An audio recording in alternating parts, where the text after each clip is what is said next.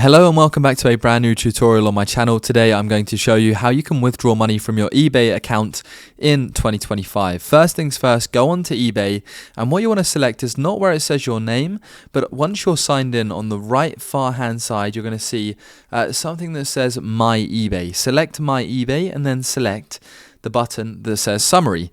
You're going to come over to your personalized seller page and see all of the things that you've bought recently, but tap the section that says selling on the left hand side and select overview. Once you've selected this, it should bring up the items you have active, the orders that you've completed, and your 90-day total balance. And then once you're on this page, go even further down to the section that says payments. And once you're on this payment section, it should bring up this massive balance, or nothing if you haven't sold anything, that is available for you to withdraw. So once you see this page right here, this blue box, you're going to select that arrow that's on the right hand side. Then it's going to bring up this brand new window that says withdraw to bank account, and you can select the bank account that you'd like to withdraw to once you proceed and select the withdraw button.